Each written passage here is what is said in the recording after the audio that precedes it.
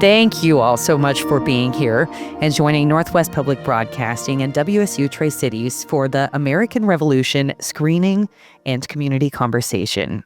Tonight's event brings together two upcoming cultural touchstones: the November 16th release of the American Revolution, the 6-part, 12-hour documentary by Ken Burns, Sarah Botstein, and David Schmidt. And this fall marks the beginning of a months-long commemoration of next year's 250th anniversary of the signing of the Declaration of Independence. America's 250th has to do with defeating the British Empire and giving birth to a new nation. The American Revolution turned the world upside down. 13 colonies on the Atlantic coast united in rebellion, won their independence, and established a republic that still endures. So America's 250th, the semi-quincentennial, it's not only a time to celebrate our country's achievements, but also to reflect on the work still to be done as we strive toward a more perfect union. That means owning the darker chapters of our history too, like slavery and the decimation of Native American lands and people. Realities that are central to the founding and the growth of the United States of America. Tonight we're doing both. We're going to celebrate and we're going to reflect. As your local PBS and NPR station, we're proud to be a part of public media. And we're committed to serving communities across the Northwest with local, trusted journalism and inspirational storytelling, as well as education, arts, culture, and music programming and connection, like these in-person events. It's good to see every single one of you. We do this for you, because of you, with you. Together, we all contribute to the story that is America. So special thanks to all of our friends and member donors that are here tonight, to tonight's guest speakers, to the NWPB and WSU Tri-Cities staff who all helped make this event possible, and to our partners, African American Community Cultural and Educational Society, League of Women Voters of Benton Franklin Counties, and WSU Tri-Cities. So please help me welcome WSU Tri-Cities Vice Chancellor, Research and Graduate Education and History Professor Robert Bauman to say a few words.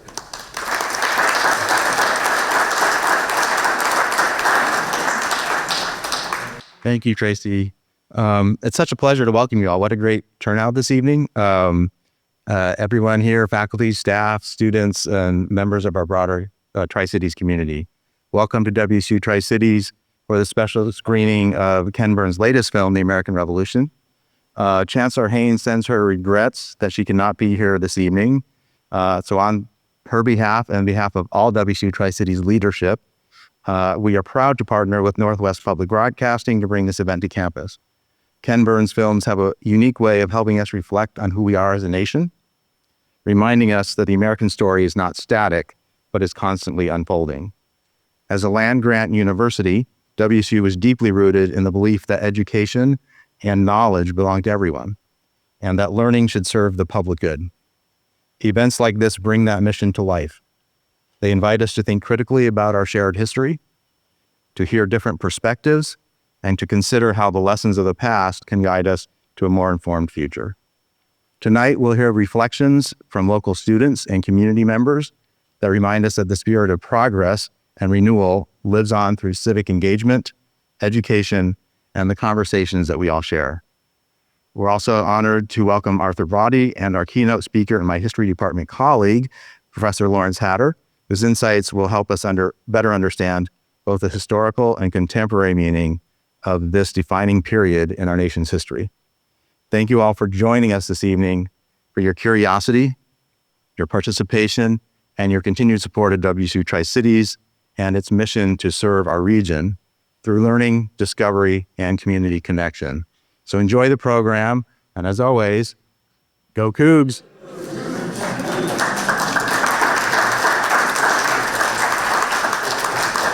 Thank you. To start things off, we are bringing you a production of our own. Over many months, NWPB interviewed people in our communities and asked them to reflect on America, both where we've been and also where we're going. We asked about the themes that are central to the documentary tonight: freedom, liberty, democracy, and independence. And it's America. We also asked about food. Please enjoy this special NWPB production, and right after the short clip, we'll cue up the 12-hour documentary.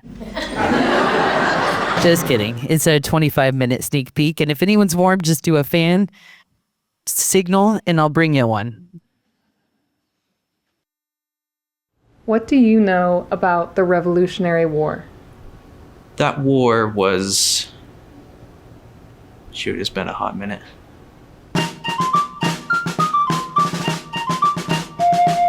Revolutionary War. Well, I don't know about history that much. That is the one where the U.S. fought the British for their independence. There's just a lot of people who just hate taxes. Unfair taxes. Taxation without representation. The Revolutionary War. Like other people of color, we fought in a war that was not ours. Some people didn't know what was happening, like kids. Remember 1776? A lot of American history has to do with the stories that we tell ourselves about who we are. It was farmers and people really with a strong sense of what they wanted to accomplish. Pretty much succeeded from England, kicked them back across the ocean. we had some people come to our lands. It was a fight for our independence. Helped showed them the way around and how we lived off the land. It was against the British's tyranny. We dumped the tea in the harbor. What I know about the Revolutionary War... Land. Greed. It was over the 13 colonies, and it was for our independence. What is your favorite food here in America? That's a good one. My favorite American dish is the hamburgers. We like to keep it simple, A cheeseburger and fries. Pretty much anything that's deep fried. Fried bird. Elephant ears. Fried chicken. Are chicken tenders an American food? Chicken noodle soup. Hamburgers. Cheeseburgers. I love Chipotle. The buns, the lettuce, the beef. Nice Swiss mushroom burger. A classic cheeseburger. Relish, mustard, ketchup. Simple hamburger. A nice steak that's cooked just right. Steak. Pizza. Pepperoni with a stuffed crust. Collard greens and some homemade macaroni and cheese is like the best. If I could describe America in one word. That's a huge question. I don't know. The best thing that I can give it is opportunity. Land of opportunity. Interesting. Playful. Resilient. It's a place where you can create your own opportunities, where anything is possible. I would say connection. Diverse. Perseverance. But America is just a beautiful collage of people of different ethnicities. Phenomenal culmination of vast cultures. Awesome. Complicated. Freedom. Freedom to do what you want. Freedom to pursue your goals. Freedom of speech or to vote. I'm concerned that we're losing some of that. Like they get to do what they want to do, and they're free to do it. I would say home. My home. Indian country. If I had to describe America in one word... I would say confused. Complicated. I would probably choose fear right now. Total chaos. Community organizing. There's a lot of hidden features about it with poverty and everything. I think in a lot of ways, Americans should be angry. I feel like I can criticize America, but it's not under the threat of anything happening to me. It's a glass window. It looks nice, but it's see-through. There's always a lot of fighting. I did 13 months in Vietnam. In the military. Marine Corps. My mom was a military kid. My dad was in World War II. I've learned there are things that I'm more privileged to being in America. What is your favorite thing about America? The landscape. The national parks, just how beautiful the land is. The water and the mountains. The agriculture, it's the strongest in the world, in my opinion. We're living in England and thinking a 4-hour trip's a long time. I love almost everything about it. It's the greatest nation on earth. Sometimes you can go to restaurants and they have your favorite food. 4th of July. Favorite thing about our country is the opportunity to be whatever you want to be. As long as it's not hurting anybody, that's a good thing. I think just freedom to live life as you want and pursue those things that you want to pursue. We can go to school, get educated. Know that you have an opportunity to become the best version of yourself. The freedom. I'm a proud American. America has taught me one thing. No matter where I am in the world, I can deal with anything because of this country. It's a privilege to get to live here. As much as we talk about the American Revolution as the fight for equality and justice for we the people, Americans have always struggled to define who we the people are and what the promise of this country actually is. The thing about it is that we are seeing those shortcomings and seeing those problems, and we are saying we can change these things. Like a family, even if we're not related, we can still stay together.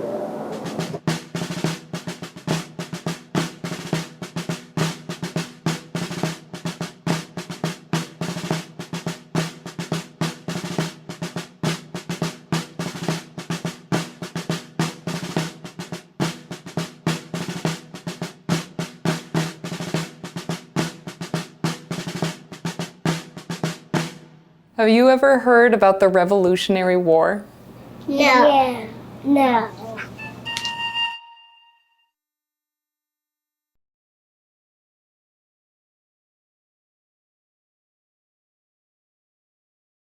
Now it's my absolute pleasure, to welcome a unique storyteller who has a direct tie to America's independence through his sixth great-grandfather.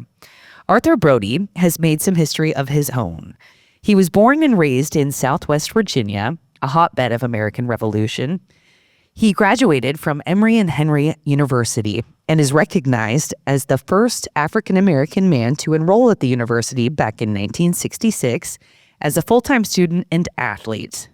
He was inducted into the university's Sports Hall of Fame in 2000. He also received the college's Distinguished Alumni Award in 1992, and in 2023, he was awarded the university's Distinguished Humanitarian Award. The school's website says he's remembered by his personal motto, "Whatever I do, I want to make a difference," and Art certainly has. He's lived in Tri-Cities now for more than 45 years. He's an active volunteer, both locally and abroad. And tonight, Arthur portrays his ancestor, John Broady, an enslaved African-American who lived from about 1750 until 1850. Could have been 109, Art told me. Not sure, can't find the records. This portrayal tonight is a segment of a much more detailed presentation that reveals how John Broady learned to read and learned about the meaning of slavery. John Broady served as a manservant to Colonel William Campbell, the commander of the militia Patriots. Colonel Campbell successfully defeated the British during the historic Battle of Kings Mountain in South Carolina. Broady was at the battle and contributed to the success. Afterward, Colonel Campbell promised Broady his freedom. The unusual and extraordinary relationship, it started back when they were just boys, and it did result in Broady being emancipated more than 50 years before the Civil War. So, Mr. Broady, Scrapper as he was known in college, come on up.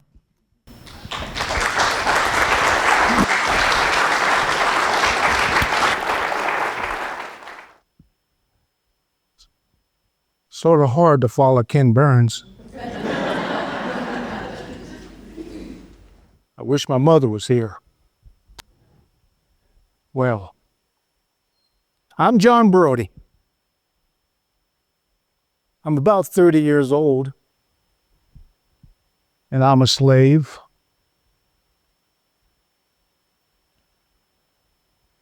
I've been in the Southwest Virginia most of my life. It was a gentleman named Charles Campbell who purchased me when I was about 4 years old. He found me in Annapolis. He brought me to Southwest Virginia. He had a son a little older than me. His name was William. I learned to call him Master Will. Master Will and I sort of became friends. He was the only son, and I was the only little boy running around. So we had this kind of bizarre relationship that started. And over time, Master Will taught me to read a little bit, write. He also introduced me to slavery. Told me what slavery was all about and freedom.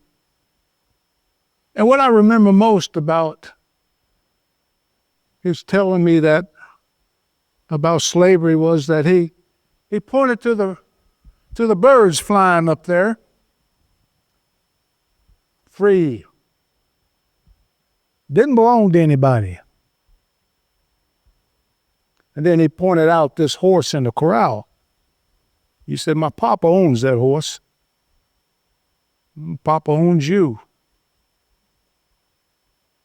Today you're like that horse. Maybe one day you might be like that bird. Turned out that Master Will ended up being my slave master because his father passed away. Now we're in about 20 years of age or so, and Master Will comes to me one day and he said, John, I just spent some time with some men, some planters and some landowners, farmers. We put together a document. I'm a little concerned about that. It was called the Fincastle Papers. And in those papers, we proclaimed that we wanted our independence from British. And you know, they don't like that.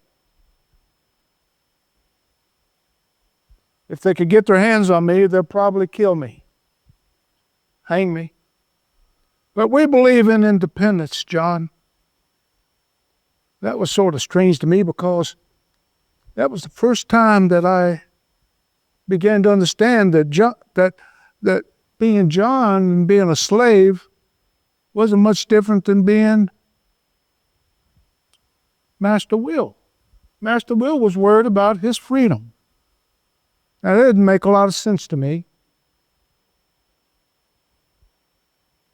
I couldn't imagine that Master Will would be worried about somebody taking his freedom away. But he said he was willing to die for his freedom. And that was just sort of strange to me because a man who's willing to die for freedom would seem like not the man that will want to keep freedom from others. Well, this British army kept showing up and the battles kept going on. And another strange thing came up. Word came out from the British army that if slaves would run away, would rise up against the slave masters and join up with the British army, they could get the freedom. Now, you see, that didn't make much sense to me either.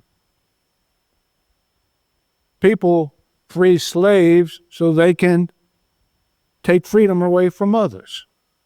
I don't know if that makes a lot of sense to you, but it didn't make much sense to me. But sure enough, 200,000 slaves rose up and left their slave masters. Many of them scurried all up to north, as fast and as far as they could go without getting caught. Others went west, as fast and as far as they could go. And yeah, there were a few that joined up with the British Army. And after the war was over, many of them were recaptured, brought back. Only about 5,000 slaves helped the army, helped the colonies, helped Master Will. I was one of them. You see, my time with Master Will, I was never beaten. I don't know of any slaves that Master Will got beaten, but up the road that happened, for sure. Now, while all of this is going on, something did happen that was pretty good. You know, Master Will kept running east. He kept running up to Williamsburg and Hanover places, and he established a good friend up there. His name was Patrick Henry. And one time, Master Will comes home and he has a bride. Her name was Elizabeth. It was Elizabeth Henry, Patrick Henry's sister. Now, he called her Betsy, and I called her Miss Betsy. And at first, I didn't think much about Miss Betsy because I used to go up there with Master Will sometimes. I see all those fluffy, puffy women up there, big gowns and big bonnets and fancy carriages, balls, gatherings. She was coming to the Southwest. We were on the edge of the wilderness. I had no idea how she was going to manage that. But she was just like Master Will. Strong, determined, hard woman. And when Master Will was gone, she ran that plantation. She was not like those little women up there east.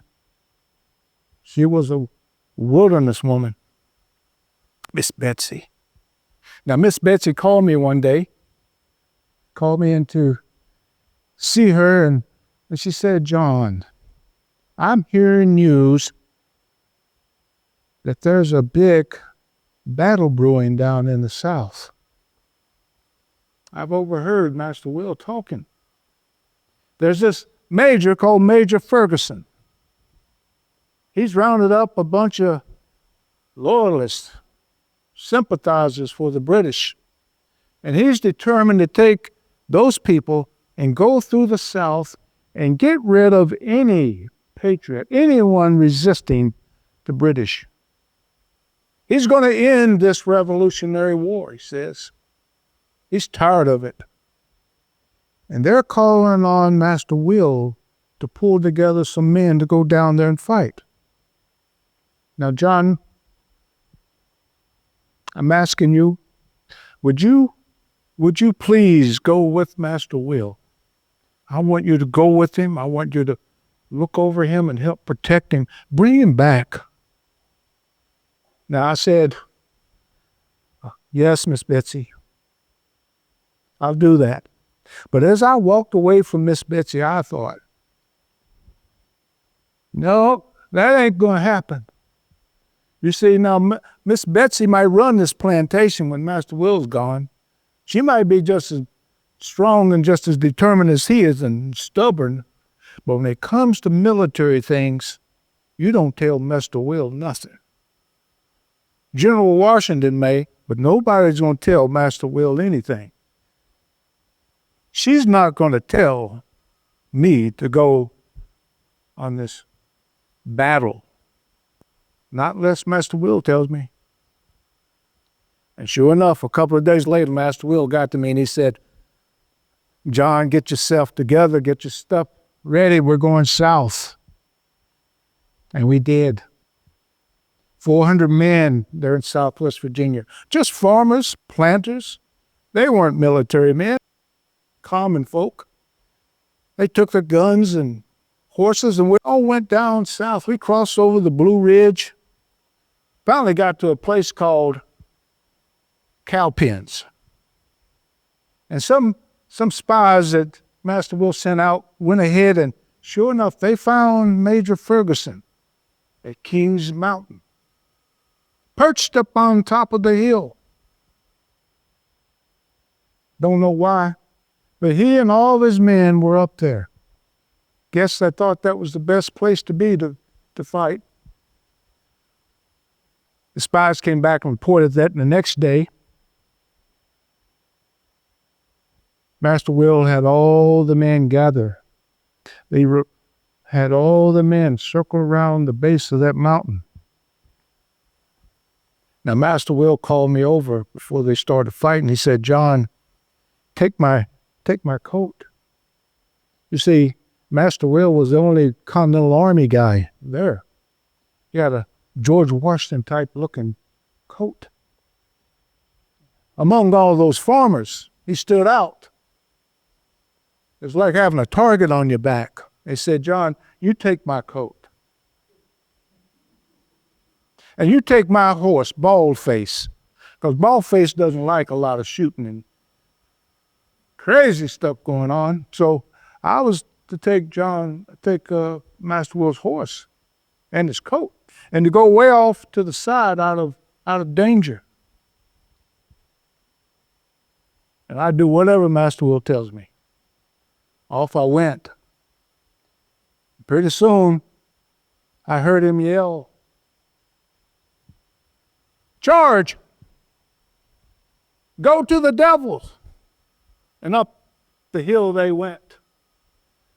The musket balls were flying. There was so much gunpowder, gun smoke going on that a cloud began to cover the side of that mountain.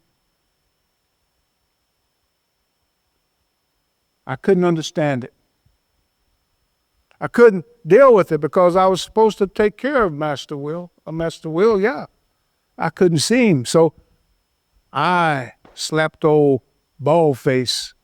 We took off running into the cloud of smoke, and I could feel and see and smell those musket balls just flying by me. I didn't realize that I had ran right into the middle of the firing. People above me and people below me were firing. As it turns out,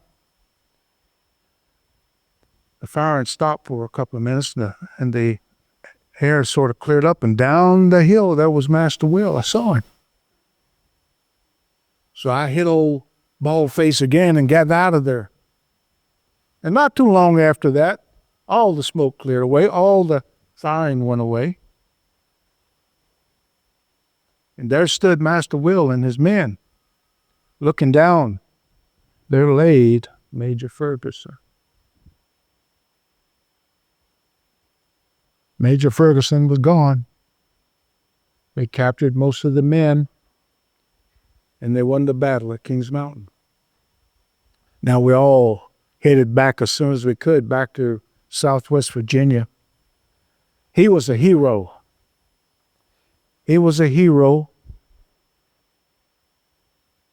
to his men and to the community. I was a hero too. I was Miss Betsy's hero. I brought Master Will back. And a few days after that, Master Will came to me and he said, "John, because of your service, I'm going to give you your freedom. I'm going to give you the freedom after I die. It's going to be in my will." Now, I thought that was a little strange. I mean, Master Will has to die before I'm free. I mean, how does Master Will know I won't die first? But he did die 2 years later. It took another 10, 11 years before I was freed. So, Master Will said, "You know, John, one day you're going to be like that bird. I hope he's up there. Hope he's up there watching me fly around." Now, freedom's a peculiar word. I'm free, but I'm not free. And I'll never understand why freedom can mean so much to people. Freedom can mean so much to people. They're willing to die for it, but they're also willing to keep people from freedom. I guess I'll never know. Thank you.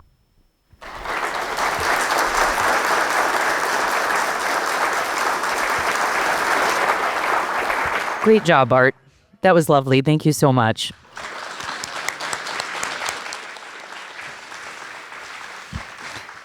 Fire presentation. Okay. All right, now I am so pleased to welcome keynote speaker Lawrence B.A. Hatter. Dr. Hatter is an associate professor of history at Washington State University in Pullman. He received his Ph.D. in early American history from the University of Virginia. He's the author of Citizens of Convenience, The Imperial Origins of American Nationhood on the U.S.-Canadian Border. It won the 2016 Walker Cowan Memorial Prize and was named a 2017 Choice Outstanding Academic Title by the American Library Association. Dr. Hatter is currently writing a popular history of the Revolutionary War, The Long Road from Yorktown, How America Ended a War and Started an Empire. Dr. Hatter, thank you so much for being here. Come on up.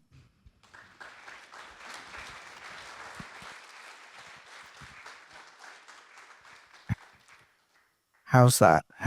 Hello, everybody. Thank you, Arthur. That was really, enjoyed that. Well, I want to begin by thanking you all for coming this evening. I hope that you'll all stay and the fire hasn't scared you. I wouldn't blame you, to be honest, if it did, but I'm sure it'll be fine. I also want to thank Annie and Northwest Public Broadcasting for putting this event together and also inviting me. It's a privilege to be here. And I'm looking forward to, in a few minutes, hearing a bit more from you guys about what spoke to you from that preview. It is only a very brief taste, right? If you took out the Bank of America ad, it's probably like 20 something minutes of a 12-hour documentary series. So, it's a little difficult to try to encapsulate what the series is going to tell us. But what I'm hoping to do is to just perhaps identify some of the themes that I really hope get a little bit more coverage during the series as somebody who's lived with the revolution for, a number of years as a historian. So, there's sometimes a kind of a misconception about history, that history is something that, well, maybe the best way to get at this is to offer an anecdote, right? I was meeting with a colleague in another discipline, and he was asking me, he was in education, I think, actually. I'm not going to out this person, but I can see them in my head now. And he was like, so what do you study? I was like, well, sort of American Revolution, early Republic. And he's like, well, haven't they done that? So the misconception is that, we've figured out what the past is like, and we all sort of agree upon that. And, that's just the way it is. If there are any suggestions of alternatives, then that's somehow nefarious, right? It's like, well, why are you sort of rewriting history? Well, historians are in the evidence business, right? That we look for evidence, which can take all kinds of different forms, primary sources, sources produced at the time. But what we also do is interpret those to try and draw out larger meaning. So this means that even though we can agree on some of the fundamental sort of moments, facts within the American Revolution, that doesn't mean that historians all agree on interpreting those. And it's okay to disagree, but it's important that those disagreements are grounded in evidence and not just in how we feel about a particular subject. We're coming up to this 250th anniversary. I'm not going to use the term because I can't do it. I'm going to say quarter millennial. That's what I suggested earlier. That's easy. I can do that. This is going to be an important moment for all of us, not just, historians like me, but anyone who is a citizen of the Republic or not. And I am a citizen, by the way. Obviously, the voice says something else, but I almost brought my passport, but I didn't. So there it is. But trust me, but for anyone who's, particularly for citizens of the United States, people who live in the United States, this is a moment for us to reflect, right? 250th, it's a big anniversary. It's only natural that we're going to reflect upon our relationship with this revolution. I think we're ready. So the first theme that came up, a few of the talking heads sort of mentioned this. So the global dimensions of the American Revolution. This is something that I think historians have been paying a bit more attention to. And they mentioned some of the sites of this, right? So, we're familiar with some of the big battlefields, and we saw some of those on the clip. So Yorktown, for example, in Virginia. But they also mentioned a couple of other places, the Caribbean, which is really important, the English Channel. But in fact, the American Revolution, or the Revolutionary War, was fought on every continent, except Antarctica, which is a surprise. The Penguins were not involved. So the question is, why? Why did that happen? That doesn't really make any sense, does it? This is meant to be about American independence. Well, the answer is really that the Revolutionary War is part of a series of conflicts among competing empires that really spans from the late 17th century into the early 19th century. And in terms of the Revolutionary War itself, I think most people are familiar with the alliance with France, right? That France, the King of France, Louis XVI, he's very young at the time, enters into alliance in 1778 with the United States. Spain declares war on the British Empire in 1779, does not ally with the United States. In fact, the Spanish are less prepared to recognize American independence than Britain is, which is kind of a mind blower there. And then Britain declares war on the United Provinces, which we would consider today to be Holland, the Netherlands, right, in 1780. And these are the major colonial players of the 18th century: Britain, France, Spain, the Netherlands. So what ends up happening is conflicts, this conflict plays out all around the world. And I've just got a couple of examples here to sort of provide some examples of this. So the largest and longest battle of the Revolutionary War did not take place in North America, didn't involve any Continental Army troops. It is the Great Siege of Gibraltar. So Gibraltar is on the southern tip of Spain.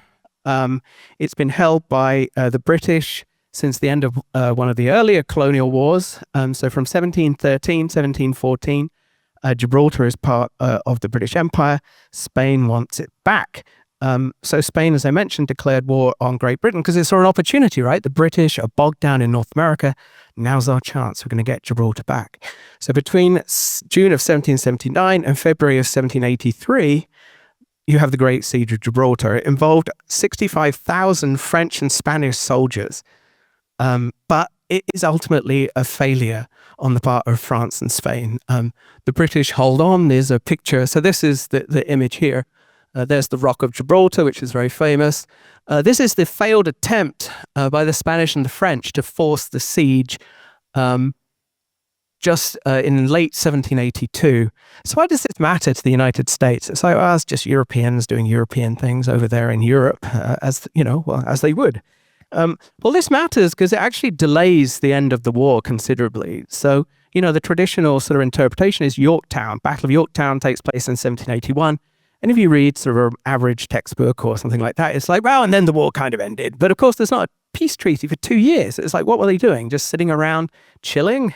No, this sort of thing was going on. Europeans were not ready to make peace in 1781 because they had things to resolve. So Gibraltar delays the peace. Once it becomes clear that Spain cannot get Gibraltar, Franklin, Jay, Adams in Paris can actually begin the business of ending this war. So another example, and I'm going to move a little bit more quickly now, down here. This is St. Eustatius. This is down in the Caribbean. This was a Dutch colony. It was captured by the British Admiral Sir George Rodney, captures St. Eustatius in 1781. Why does this matter? Well, Yorktown would not have happened, the victory at Yorktown would not have happened without the Caribbean. And why does that make sense? Well, you saw in the clip Washington warning about the isolation on the peninsula of Yorktown. Well, that was only possible if the Americans and their French allies could have naval supremacy in the Chesapeake. Why do they get naval supremacy in the Chesapeake? Because the British Admiral Rodney is too busy ransacking St. Eustatius, loses sight of the French fleet under Admiral de Grasse. He pops up to Georgetown, and that's that. Then the last thing I'll talk about very quickly as well is this one up here. And this is something that didn't get mentioned in the documentary. This is the Siege of Cuddalore, which is in eastern India, and is a fight between the British East India Company, you can see on the left, and the forces of Mysore on the right, who are allied with the French. So this again points to that sort of imperial dimension, that the French see the Revolutionary War as an opportunity to try to restore their fortunes in India. France didn't just lose the 7 Years' War or the French-Indian War, which you may be familiar of. In North America, it also lost in India. So they saw this as an opportunity to try to restore French power. And this is actually the last battle of the Revolutionary War. It takes place in India, not in North America. And then there's another dimension, which is that this wasn't just a war fought for empire by Europeans, but it was actually a war for American empire too. The preview began with that quote from the Onondaga Liga Canastego. He died in 1750, long before the Revolution. But one of the things he mentions at the very beginning of that quote from him is that native people are aware that their lands are becoming more valuable. And this was an important dimension of the revolution that we don't often recognize, at least outside of indigenous communities. And that is that there's a growing land craze among British colonists in the mid-18th century, particularly among Virginians. Virginians, I've just been working on a chapter about this at the moment, so it's very much in my head. Land craze of the 1740s. People like George Washington, Thomas Jefferson, Patrick Henry, heavily involved in Virginia land companies. They're very upset that the British Empire is denying them access to indigenous homelands after the 7 Years' War. So the revolution is also about the invasion of indigenous homelands. So again, to make sure I don't take up too much time, I'm just going to point to two examples of this. So this is the Siege of Vincennes. This is Vincennes, Indiana. This is a long way from Yorktown, Bunker Hill, places like that. And this is George Rogers Clark, who is the older brother of William Clark, who we're more familiar with here in the Pacific Northwest. He leads, he's sort of takes over command of Kentucky, which is a Virginia county during the war, ordered to do so by Patrick Henry. Again, we got some Patrick Henry love here. But he launches a expedition against Vincennes, which is a British fort, but helps to supply indigenous groups to help resist American encroachment, and he captures that in 1779. And then we're going to move forward to 1782, and who do we have here? We have another hero of the American frontier, right? Daniel Boone. Daniel Boone at the Battle of Blue Licks, Kentucky, which takes place after the Battle of Yorktown. Just to remind you that Yorktown doesn't end the war. This is in 1782. Shawnee forces allied with British soldiers from Detroit defeat the Kentucky militia at the Battle of Blue Licks. Daniel Boone is there. He commands the left wing of the army. His son is killed at the battle. His nephew is killed at the battle. This is a defeat for the United States. And it really leaves the war in the West in a very ambiguous status at the end of the Revolution. And we know that those wars and the invasion of Indian country will continue well into the 19th century. I think, for me, the biggest surprise in looking at that clip, which I did get to see before I came here, was the absence of any mention at all of slavery. I don't recall any single mention, which I think was quite a surprise. It's really the elephant in the room. And, you know, the politicization of slavery in our political culture at the moment is really troubling, because slavery is a fact. And the way that slavery, and, you know, Arthur spoke to many of these points very eloquently just now, but the way that slavery is intertwined with these sort of themes of freedom that were coming through in this preview, I mean, this needs to be reckoned with. And I have to believe that this will be part of the series. And, you know, Arthur mentioned a number of ways in which freedom and slavery are intertwined during the Revolutionary War. You mentioned Lord Dunmore, who's the governor of Virginia, issues a proclamation in 1775 promising freedom for enslaved people who fight for the crown. This is followed later by General Sir Henry Clinton issuing a proclamation, the Phillipsburg Proclamation in 1779, which frees enslaved people held in bondage by patriots, don't have to engage in military service. It's very difficult to estimate how many people found freedom through the British Empire, but somewhere between 100 and I think you mentioned 200,000 formerly enslaved people do find freedom within the British Empire after 1775, which I think is quite fascinating because that does point to the paradox of the American Revolution, right? That there's this sense that you found freedom through independence, through fighting against the tyranny of the British Empire. Well, if you're an enslaved person, your chances of securing freedom were probably better with the British Empire. So African Americans do serve in both British and Patriot forces, and you can see that in these pictures. This one, we saw the picture during the documentaries. This is like an inset of Washington crossing the Delaware. This is produced in the 19th century. It's like a 19th century romantic print, so it's not like a photograph. But you can see there's an African American just off Washington's knee there. It's a little bit difficult to see on this screen, maybe easier on that screen. And here we have a painting that was a little bit closer. This is a Joshua Reynolds picture, I believe. It's called The Death of Major Pearson, who's this guy here. This is a battle fought in Jersey, not dirty Jersey, but the island of Jersey in the English Channel, just to point to the fact that this is a war fought around the world. And what do we see here? We see an Afro-Caribbean gentleman who's fighting alongside the British. So you do see African Americans or Afro-Caribbean people fighting on both sides.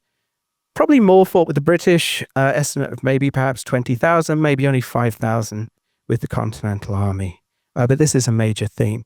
And then just our final slide, which I'm not going to answer this question because it's a big one. And frankly, who cares what I think? It's more important to know what you think. I mean, yeah, okay, maybe I care. But it's the big question, right? And this is the question that the series needs to think about very carefully. And it's the question that really, I think, should be at the heart of the commemoration because it's at the very foundation of our republic. And seeking an answer to this question, I think, is a responsibility that we have as citizens. So one of the things that we saw in this clip is a lot of talk about, and in fact, prior to that, with the the interviews by public television, not radio. Both. There you go. Why not both, as they say? Is what does freedom mean? And a lot of it was about, well, I can do what I want, and that's great. But also, there's a responsibility to that, I think, and I hope that comes out in these commemorations. That to be a citizen as opposed to a subject, and I should know because I've done that, right? I've transitioned, so to speak, from a subject into a citizen. One requires responsibilities, the other one doesn't, as such. I mean, this is theoretical, and you break it down, and in practice, that's not the case. But to be a citizen is to be responsible for your own government. And that isn't just about you, I think, engaging in your own pursuit of happiness, but to think about the common good. And I think that is something that the revolutionaries grappled with. And it's a question that we should still be thinking about. And that is all I have to say about that. Thank you very much. Ken Burns, Arthur Broady, Dr. Hatter, it's been a fantastic evening. One more round of applause for everyone.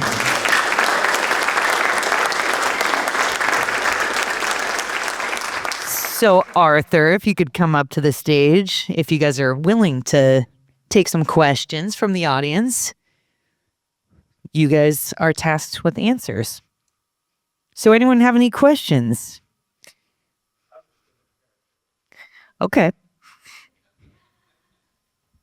I actually have a burning question about the revolution that's been on my mind for several months. I'd love to ask it. Every high school student learns that the French and Indian War was expensive and was for the colonists, and that the raise in taxation was to pay for that war. Most high school students also learn that tax was a fraction of what the British were paying, the British citizens were paying.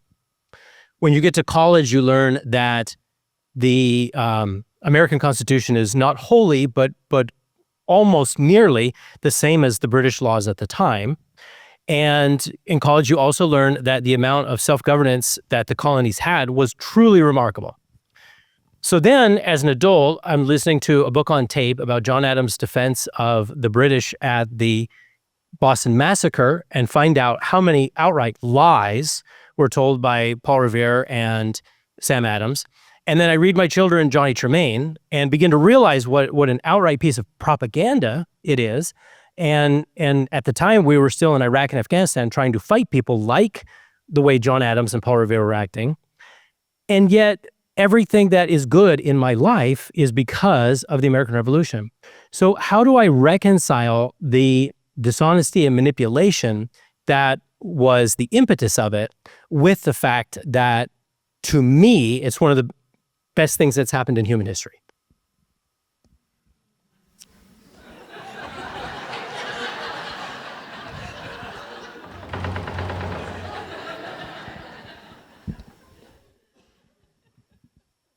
Why are you looking at me? I don't know. I'm a slave. I'm British.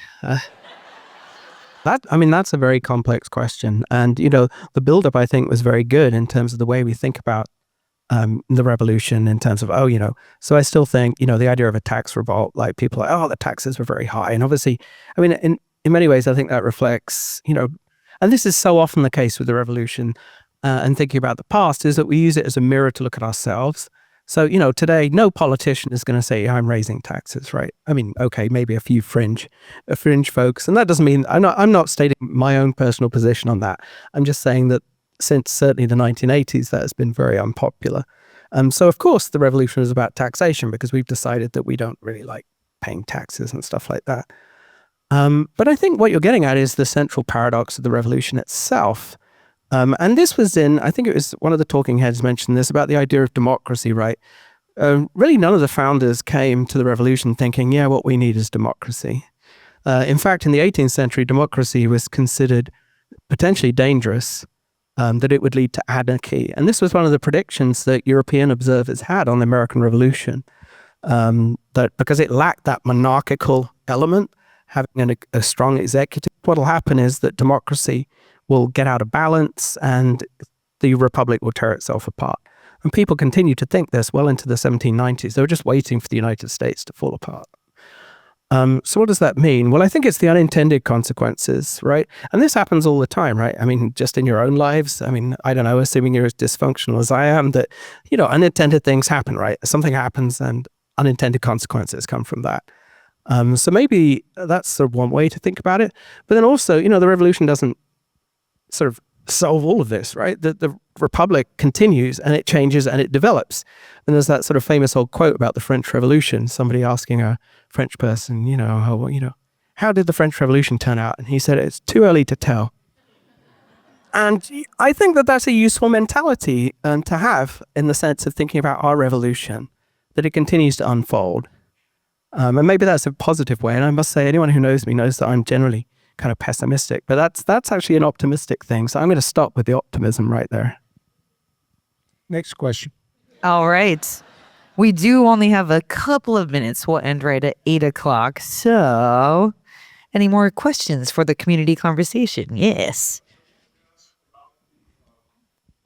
Prior to the revolution, you mentioned that the British did not want a Western expansion of colonies. Was that an altruistic thing for the natives, or why were they opposed to that? That was really so. After the 7 Years' War between Britain and France quits North America. It gives up Canada, which was vast, right? So Canada would include west of the Mississippi, north all the way to Prince Rupert's Land, which was the Hudson Bay Company territory. And the British Empire, and this was obviously sort of a great moment within the British Empire, and American colonists fought for this too, right? That they fought alongside British regular troops. So this seemed like a very optimistic moment. We finally got rid of the French. So what happens is, and this ties into what you were saying, so the British Empire, one of the reasons why it's successful during the 7 Years' War is the British government agrees to pay the costs of the colonies to fight this war. So the British national debt doubles. I think it's like 150 million pounds in late 18th century money, which is still less than our current debt within the United States, but our population is so much larger, right? So the tax base is higher. So what's the point of all of this? Well, they were worried about the cost of administering the West. So even though you had Virginians like George Washington in particular, who is one of the few founders that actually went west of the Blue Ridge Mountains, investing in these sort of land speculation schemes, the British government wants to draw something called the Proclamation Line, which you may have heard of, along the Appalachian Mountains. And the idea is to keep colonists east, indigenous people to the west, to ensure that you don't end up having warfare in the west. So it's not really altruistic as such, but rather a matter of trying to kind of save some pennies after the revolution. We have one over here. My question is, what was happening in Canada during the American Revolution? I'm still a slave. Okay. Well, that is absolutely a very smart question. So thank you for that. That's really great. How many colonies were there in 1776? Guess what? It's a trick question. British colonies, I should say. It's not 13, my friends. It's 26. Only half formed the United States. So where are these other ones? Well, they're in the Caribbean. They're also East and West Florida. They're Quebec. They're Nova Scotia. They're Newfoundland. The Canadian provinces do not join with the United States for various reasons. But the United States, there's obviously this makes us think about some statements that were made by the president, I guess, earlier in the year about the 51st state. I actually read a piece in Time magazine about that. But guess what? Americans have always had their eyes on Canada. So in fact, before the United States was an independent country, the first military sort of offensive campaign launched is the invasion of Canada in 1775. The Continental Army, George Washington doesn't go, but he is the mastermind behind it. So Benedict Arnold, who you may have heard of, who's a great patriot, I've always thought. A guy called Richard Montgomery go to invade Canada. They capture Montreal. They push on to Quebec City. It is a disaster at Quebec City. Montgomery is killed. He's one of the first martyrs of the Continental Army. And what really happens is that Canadians don't want to join in for various reasons, one of which is that they're predominantly French Catholics. There's a strong sort of anti-Catholic tone. That's too mild to put it, in New England in particular. Anti-Catholicism was rife. They're also concerned about the preservation of their language and culture. There were about 70,000 French Canadians, or Canadiens was the term at the time. There were over 1.5 million Anglo-Americans or British Americans. They were concerned that if they joined this union, that they would, that their culture, law, etc., would be lost. So they didn't share that element. So when we talk about, freedom, and it wasn't, when we talk about the ideas of freedom, it's a very complicated question because I think most of the residents of those 26 colonies would have agreed about what freedom was, but they didn't agree on how you would achieve it. And I think that was the thing that divided the colonies that rebelled against those that remained loyal. But brilliant question. History. My goodness, your brain is fascinating. You just knew all that. Mr. Broady, John, last question. What does liberty mean to you then? What does liberty? You're on. What freedom means to me is John Broady. Yeah. John's a fascinating person. He crossed paths with people such as Elizabeth Henry, the governor of Kentucky, Patrick Henry, of course. And his whole concept of understanding of freedom was when he was purchased and brought to Southwest Virginia. He was around slaves, but slaves didn't talk about slaves. They didn't even use the word slaves, I don't believe. It was not part of their vocabulary. It's what they were, but that's not how they spoke. So it was, in my opinion, it was his friend, Master Will, who educated him on those things. But as he got older, he became confused about what does freedom mean, especially when Master Will started talking about losing his freedom to the British. The British was going to take away his freedom. And that just didn't make a lot of sense to John, I don't think. So freedom to John meant simply, in very simple terms, fly like that bird. He understood very simply the difference between a horse in a corral and a bird in the air. And if you're a libertarian, that's kind of what you think too. Yes. How far was it for you to research your ancestors, given that records were so badly kept and slaves were counted as property as opposed to people? How hard was it to trace that? All right. Can I just have 2 minutes and I'm out of here. You're all out of here. Okay. Because I am a slave and I know that answer. Okay. I had an uncle that heard when he was a small boy that there was a slave that was a part of our American history that lived in Southwest Virginia and that was freed prior to the Civil War. And when he retired, my uncle retired, he made it his mission. He lived in New York, but he made it his mission prior to internet and all of that stuff. He spent his money, traveled to Virginia, researched libraries, courthouses, and he found right in my hometown the document that was the Emancipation Papers that freed John in 1793. He found it. But that was pretty much all my uncle wanted. He just wanted to satisfy that. But in the pursuit of finding those papers, he uncovered other things, but they were not important to him.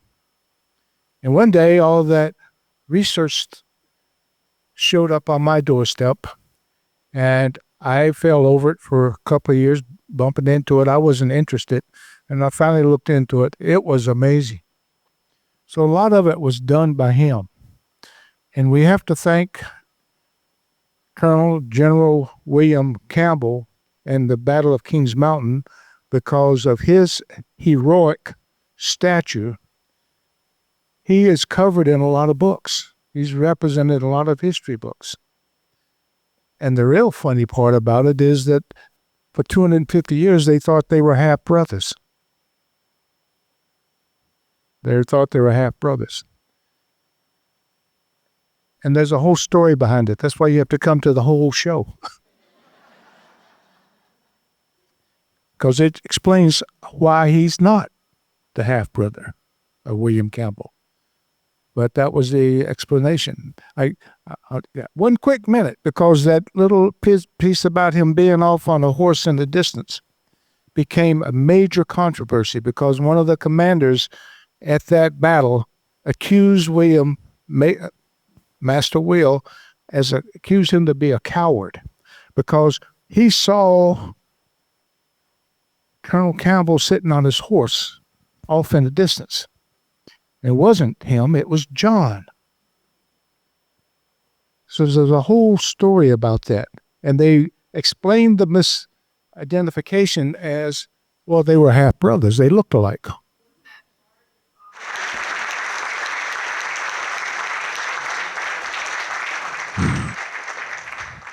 You know, the good, the bad, the ugly. We have to embrace our history. And these two really did a fantastic job of explaining a lot from a lot of different points of view. So again, thank you. Please be sure to fill out an event survey. We would so appreciate it before you leave. The QR code is up there on the screen for you. There's also paper ones in the foyer. And it just takes a couple of minutes and it helps make these events even better in the future. And as always, if you value NWPB, TV and radio, programs and events like these, remember donations and member support make everything that we do possible. So thank you and have a good night.